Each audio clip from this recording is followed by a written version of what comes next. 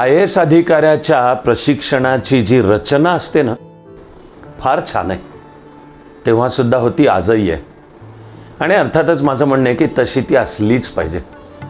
पहिले 6 महिने तुम्ही एकूण ही जी सरकार नावाची प्रचंड जगडव्याळ व्यवस्था आहे, तिचे अनेक विभाग, याच्या जमिनीच्या स्तरापासून ते वरिष्ठ स्तरापर्यंत तुम्ही पहिले 6 महिने हे सगळं पाहता जवळून. तुम्हाला होम केडर हवं की नको एवढंच काय ते सांगा. म्हणजे आधीची जी झोनची पद्धत होती ती बदलली. माझ्या करिअरमध्ये नंतर मी पुण्यालाच ॲडिशनल कलेक्टर, अतिरिक्त जिल्हाधिकारी म्हणून आलो.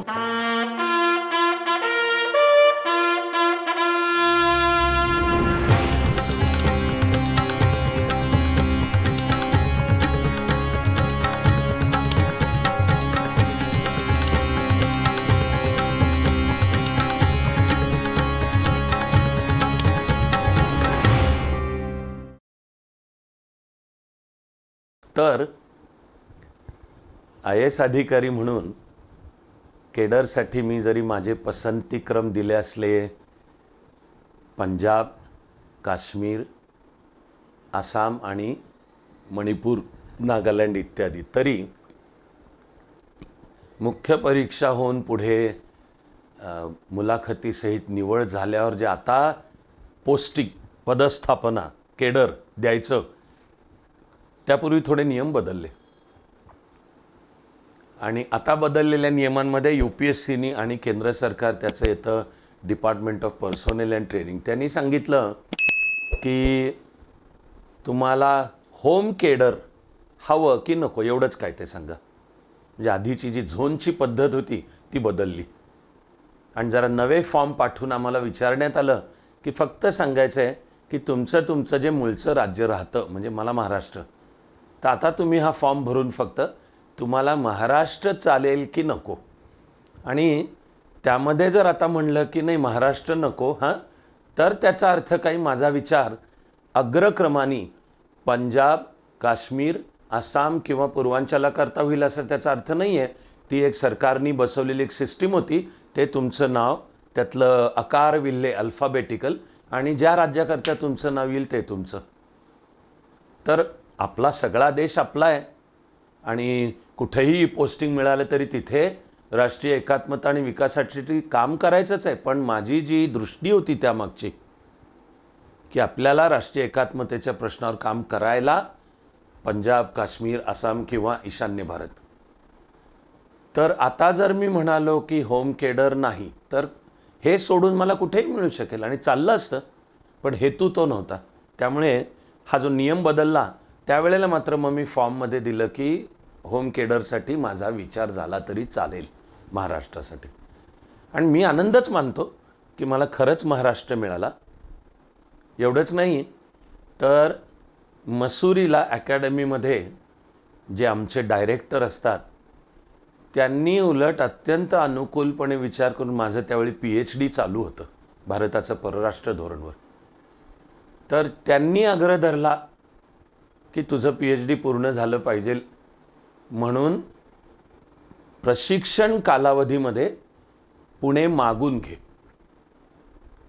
तर मी त्यांच्याबद्दल आदर व्यक्त करून सांगितलं होतं की सर, माझं ठरलं की मी काय सरकारला कधीही मला अमुक पद द्या किंवा अमुक पद देऊ नका असं काय मी म्हणायला जाणार नाही.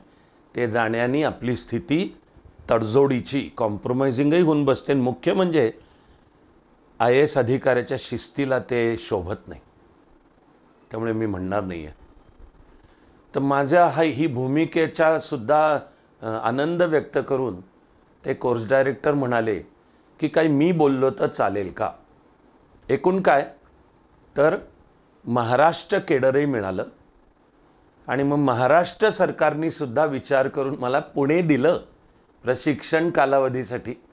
पुणे दिलं. खरं सर्वसाधारणपणे सरकारी धोरण असतं की तुम्हाला होम केडर मिळालं तरी शक्यतो होम डिस्ट्रिक्ट, म्हणजे तुमचं मूळचं राहतं घर, शक्यतो तो देत नाहीत. आणि प्रशिक्षण कालावधीत तर नाही. हा नियम शक्यतो आहे. पण सरकारने माझ्याकरता अपवादसुद्धा केला आणि मला पुणे मिळालं. IAS अधिकाऱ्याच्या प्रशिक्षणाची जी रचना असते ना, फार छान आहे. तेव्हासुद्धा होती, आजही आहे. आणि अर्थातच माझं म्हणणं आहे की तशी ती असलीच पाहिजे. कारण जर IAS हा राज्य आणि देशाचं प्रशासन सांभाळणार, पुढची साधारण 30 ते 35 वर्ष काम करणार आणि काम करण्याच्या वर्षांमध्ये तो जाणाऱ्या दर वर्षागणित अधिकाधिक वरिष्ठ होत जाणार, तर अर्थातच त्याचा पायासुद्धा पक्का पाहिजे, त्याचं प्रशिक्षणसुद्धा उत्तम पाहिजे आणि अर्थातच जाणाऱ्या काळागणित त्याच्या बुद्धीचा, अनुभवाचा आवाका वाढता असला पाहिजे. पण मला याचा आनंद आहे की IAS अधिकाऱ्याच्या प्रशिक्षणाची जी व्यवस्था आहे ती तशी चांगली आहे.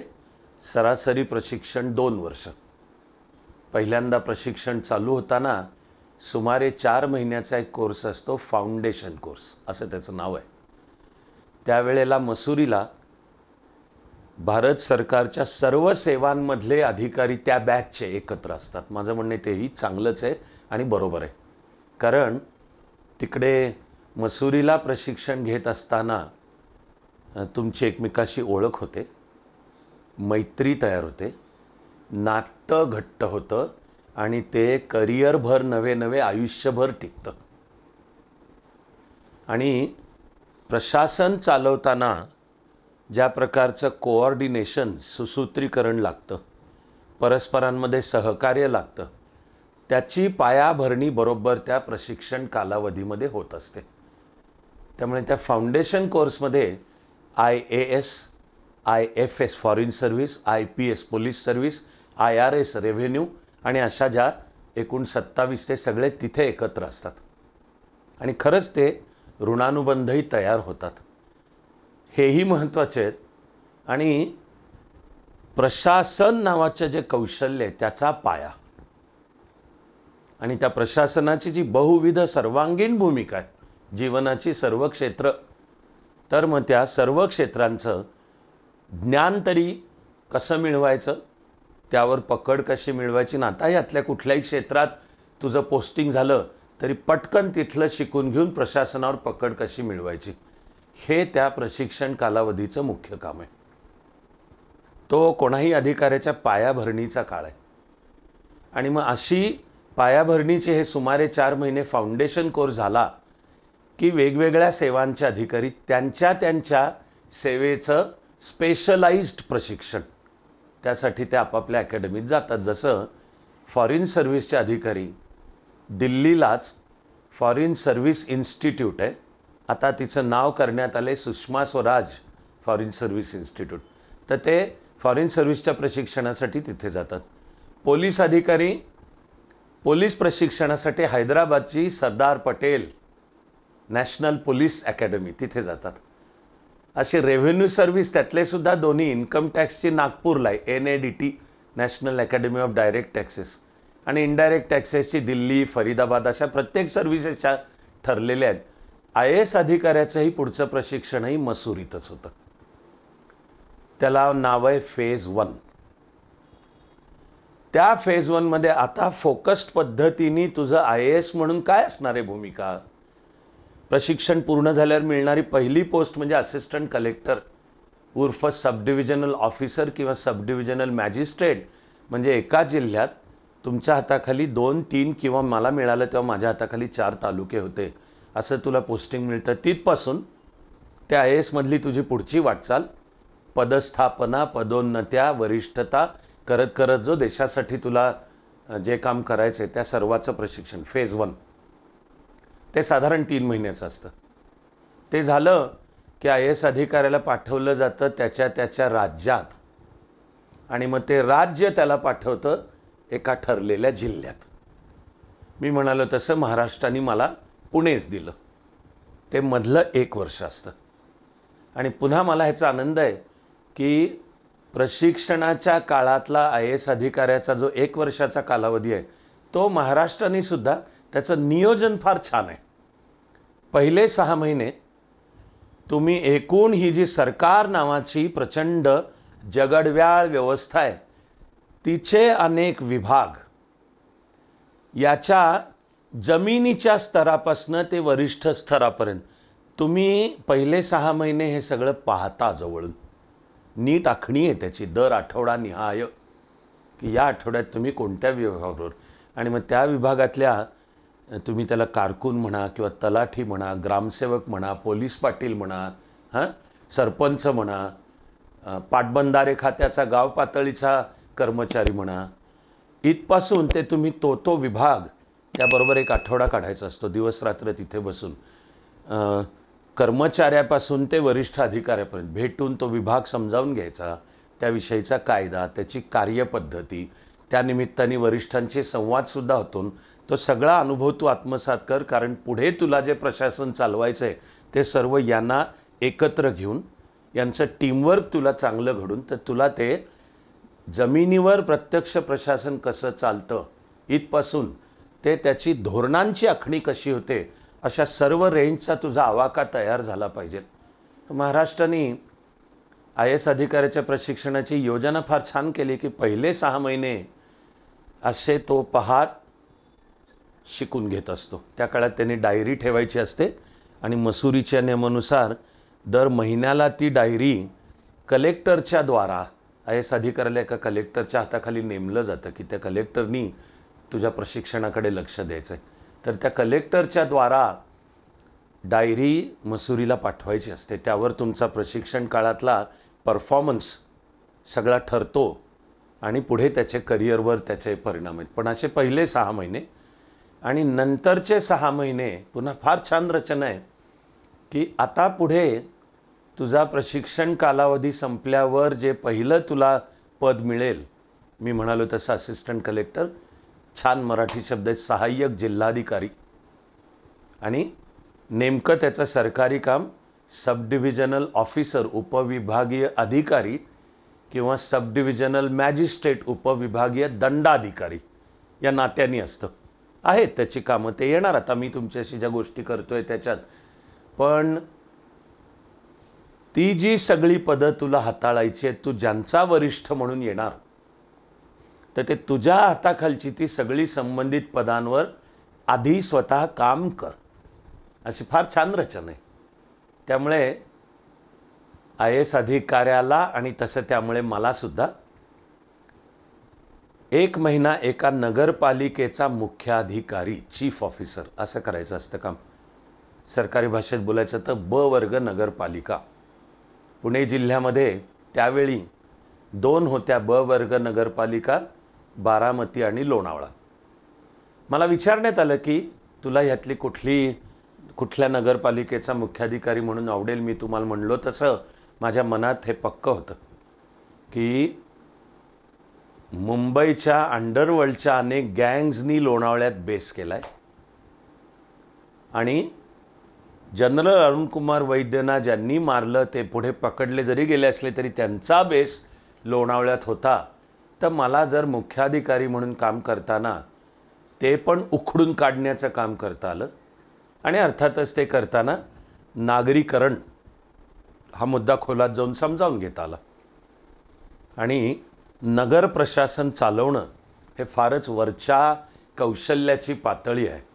म्हणून मी सरकारने मला विचारल्यामुळे माझी पसंती दिली की मला लोणावळ्याला चीफ ऑफिसर म्हणून आवडेल. तसं मी 1 महिना काम केलं आणि नंतर तुम्ही एका तालुक्याचा BDO, ब्लॉक डेव्हलपमेंट ऑफिसर, म्हणजे जिल्हा परिषदेच्या खाली, की तू IAS अधिकारी म्हणून नंतर जिल्हा परिषदेचा प्रमुख होणारेस. मग त्या पदाचं नाव आहे चीफ एक्झिक्युटिव्ह ऑफिसर. मराठी शब्द येतो मुख्य कार्यकारी अधिकारी आणि सरकारी पद्धतीने तो लिहिताना लिहिलं जातं MU-का-अ. आम्ही गंमत करताना म्हणत आलो की हा मुका अधिकारी आहे आणि त्यातल्या मुका शब्दाचे जे अनेक अर्थ आहेत तुम्हाला त्यातले काही रम्य वाटतील त्याच्यात मी आत्ता जात नाही. पण तुला नंतर संपूर्ण जिल्हा परिषदेचा प्रमुख म्हणून काम करायचं आहे तर तालुका पातळीला आणि गावात विकासाचे नेमके उपक्रम ते कसे होतात ते हाताळतो गट विकास अधिकारी. तर 1 महिना गट विकास अधिकारी म्हणून काम करायचं असतं. नंतर 1 महिना तहसीलदार म्हणून काम करायचं असतं. कारण मी म्हणलो तसं पहिलं पोस्टिंग मिळणार सहाय्यक जिल्हाधिकारी, तुझ्या हाताखाली 2, 3, 4 तालुके असतील तर प्रत्येक तालुक्याच्या महसूल प्रशासनाचा तालुक्याचा प्रशासकीय प्रमुख असतोय तहसीलदार. तर तुला पदस्थापना मिळेल तेव्हा ते तुझ्या हाताखाली असणार आहेत, पण पहिले स्वतः आधी कर काम. म्हणून एका तालुक्याचा तहसीलदार म्हणून नियुक्ती असते आणि नंतर पुढे तुझ्या हाताखाली 2, 3, 4 तालुके असतील, पण आधी हे जे उपविभागीय दंडाधिकारी म्हणजे त्याच्यात कायदा सुव्यवस्था आहे, अनेक कायदे आहेत, विकासाची कामं आहेत, तर एकाच तालुक्याचा पण SDO/SDM सब डिव्हिजनल ऑफिसर किंवा सब डिव्हिजनल मॅजिस्ट्रेट उपविभागीय अधिकारी उर्फ उपविभागीय दंडाधिकारी पण एकाच तालुक्याचा. तर मला हे तिन्ही करण्यासाठी मिळाला खेड तालुका. मुख्यालयाचं पवित्र आणि प्रेरणादायक नाव राजगुरुनगर, कारण ते खेड म्हणजे भगतसिंग सुखदेव राजगुरूंच्या मधला हा क्रांतिकारक, आपलं आयुष्य भारत मातेसाठी समर्पित केलेला क्रांतिकारक म्हणजे राजगुरू, त्याचं गाव. आता सुदैवाने त्यामुळे गावालाही नाव राजगुरुनगर मिळालेलं आहे. तर मला एका तालुक्याचा BDO, त्याच तालुक्याचा तहसीलदार आणि त्याच तालुक्याचा प्रांताधिकारी, बोली मराठीमध्ये उपविभागीय अधिकाऱ्याला बोली मराठीमध्ये सहज प्रांताधिकारी हा शब्द वापरतात, तर मला प्रांताधिकारी म्हणून मला तो एकच तालुका म्हणजे खेड मिळाला. माझ्या करिअरमध्ये नंतर मी पुण्यालाच ॲडिशनल कलेक्टर अतिरिक्त जिल्हाधिकारी म्हणून आलो आणि मग जिल्ह्यातल्या अशा प्रशिक्षणाचा तुमचा 1 वर्षाचा कालावधी संपला की तुम्ही शेवटी पुन्हा 3 महिन्यासाठी मसुरीला जायचं असतं IAS अधिकाऱ्यांनी. त्याला नाव आहे फेज 2. आणि मग त्या फेज 2 मध्ये गेलं 1 वर्ष तुम्ही तुमच्या राज्यात आणि तुमच्या जिल्ह्यात तुमचा अधिकारी म्हणून काय प्रशिक्षण झालं, काय पायाभरणी पक्की झाली, जणू ह्या सगळ्याचा डीब्रीफिंग आढावा घेणे, पुढच्या जबाबदारीसाठी तयार होणे, असा तो त्या फेज 2चं काम असतं.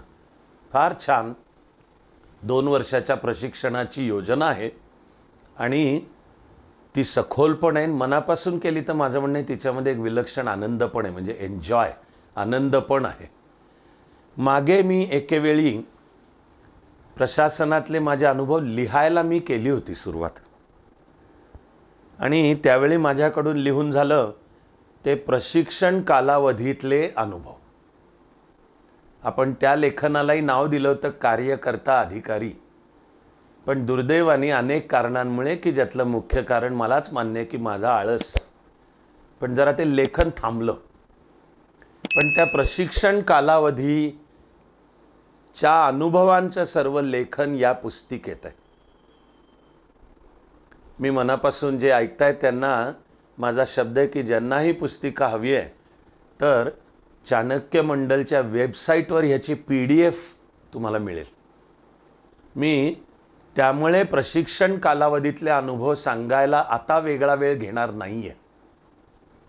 माझी सर्वांनाच विनंती आहे की आणखीन एक यानंतरचा एपिसोड, त्यामध्ये मी तुम्हाला याच्यात न आलेले 2-4 अनुभव सांगणार आहे, पण प्रशिक्षण कालावधीच्या अनुभवांची ही पुस्तिका आहे. मी सर्वांनाच विनंती करेन की ही जरूर वाचा. आणि मला माहिती आहे की पुढच्या भागांमध्ये हे लोणावळ्याचा मुख्याधिकारी म्हणून काम करताना आणि नंतर खेड राजगुरुनगरला एकाच तालुक्याचा BDO, तहसीलदार आणि प्रांताधिकारी हे काम करताना आलेले काही अनुभव अजून या पुस्तिकेत आले नाही आहेत, ते मी पुढच्या वेळी तुमच्याशी बोलीन. पण हा जो प्रशिक्षणाचा कमालीचा रम्य अनुभव आहे, कालावधी आहे, खूप काही शिकवणारा, करिअरची, माझं तर म्हणणे जीवनाची पायाभरणी करणारा, त्याचा उरलेला भाग आपण पुढच्या 1 किंवा 2 भागांमध्ये आपण त्याचा अनुभव आणि त्याच्या गोष्टी ऐकूयात.